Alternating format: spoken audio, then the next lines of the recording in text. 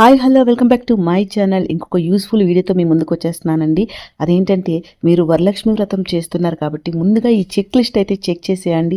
మీరు రెడీగా ఉన్నారా లేదా, ఇవన్నీ కూడా ముందు రోజు మీరు చేసి పెట్టుకున్నారంటే పూజ రోజు మీకు ఎటువంటి టెన్షన్ లేకుండా చక్కగా భక్తితో పూజ అయితే చేసుకోవచ్చు. ముందుగా మీరు ప్రసాదాలు చేసే పని అయితే ఎక్కువగా చేయాలి అనుకుంటున్నారంటే ఆ ప్రసాదాలకు కావాల్సిన గిన్నెలన్నీ కూడా ముందు రోజు తీసి పెట్టుకోండి. అంటే నేనైతే ప్రసాదాలకని వేరే గిన్నెలు దాచిపెట్టుకుంటా అండి. అవి ఇయర్లీ వాడను అనమాట. సో అలా నేనైతే అవన్నీ తీసి క్లీన్ చేసి పెట్టుకున్నా. మీరు కూడా అలానే అయితే మీరు అవన్నీ క్లీన్ చేసి పెట్టుకోండి. ఒకవేళ కలుపుకున్నా కూడా గిన్నెలన్నీ ముందు రోజు నీట్గా క్లీన్ చేసి ప్రసాదాలకి ఏమేమి చేయాలి ముందు రోజే లిస్ట్ రాసుకోండి. సో దట్ మీకు ఏ ప్రసాదంకి ఏ గిన్నె కావాలి అవన్నీ కూడా ముందు రోజే రాసి పెట్టుకోండి. అలా అయితేనే మీరు ఆ రోజు ఎక్కువ ప్రసాదాలు చేసే పని అయితే టైం అనేది కలిసి వస్తుంది అండి.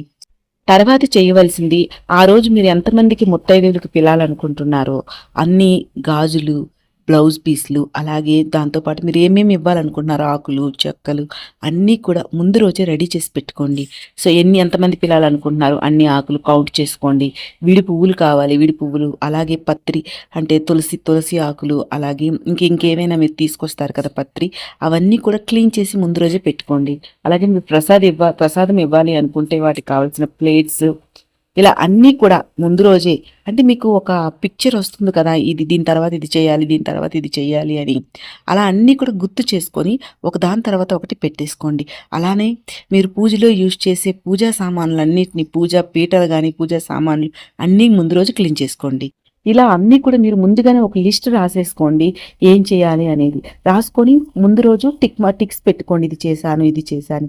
అలా అయితేనే ఒక పద్ధతి ప్రకారం చేస్తేనే మీరు పూజ ఈజీగా చేసుకోగలరండి. లేకపోతే క్లమ్జీ అయిపోతుంది అనమాట. సో మీకు టైం దొరకకపోయేసరికి పూజ చేయడంలో మీకు అంత శ్రద్ధతో చేయలేరు. మీరు భక్తితో శ్రద్ధతో చేయాలి అంటే ముందు రోజు ఈ ప్లానింగ్ అయితే ఉండాలి.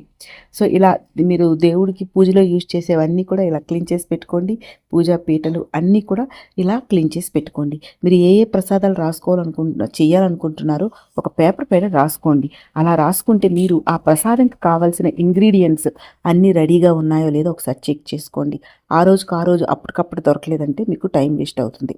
సో ఇలా ఒక పేపర్ మీద రాసుకొని అది ఇంగ్రీడియంట్స్ ఏంటి, లేకపోతే తెప్పించుకోండి, లేకపోతే తీసుకొని రండి.